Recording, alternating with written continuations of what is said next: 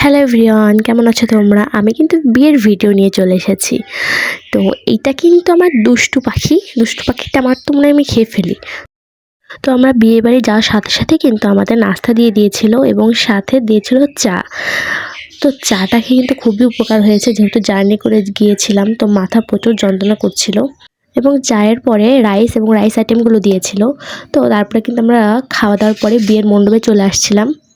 তো তোমরা কিন্তু দেখতেই পাচ্ছ যে সিঁদুরদান হয়ে গেছে এবং সিঁদুরদানের পরে যে মানে রিচুয়ালগুলো এগুলো পালন করছে। সিঁদুরদানটা আমি দেখতে পারিনি, আমি একটু পাশে ছিলাম, মাথা যন্ত্রণা করছিল, খুব বসেছিলাম ওই জন্য। তো এই যে বিয়ে শেষে দাদা বৌদিকে নিয়ে মণ্ডপ থেকে যে বেরিয়ে আসছিল। তো দাদার বিয়ের লগ্ন কিন্তু ছিল 7টা থেকে 10টা পর্যন্ত, এর মধ্যে কিন্তু বিয়েটা সম্পন্ন করতে হবে।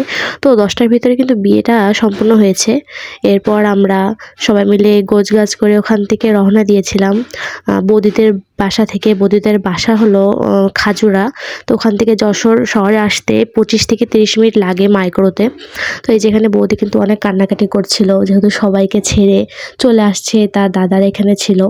তারপরে তো আমরা জোর করে বৌদিকে নিয়ে আসছি, এই যে বৌদি অনেক কান্নাকাটি করছিল এখানে। দেখে তো প্রত্যেকটা মেয়েরই খারাপ লাগে, নিজের বাড়ি ছেড়ে ছোটবেলা থেকে যেখানে মানুষ তার সব কিছু ছেড়ে চলে আসতে প্রত্যেকটা মেয়েরই অনেক কষ্ট লাগে এই সময়টা। আমরা মেয়েরা একদিন কিন্তু সবাই নিজের বাবার বাড়ি ছেড়ে শ্বশুর বাড়ি চলে যেতে হবে, আর এই কষ্টের অনুভূতি একটা মেয়ে জানে যেটা কতটা কষ্টের। তো এখানে দাদা উঠে গেছে গাড়িতে। এরপর কিন্তু আমাদের গাড়ি ছিল ওখান থেকে প্রায় 11টার দিকে এবং আমরা 12টার দিকে যশোরে চলে আসছিলাম।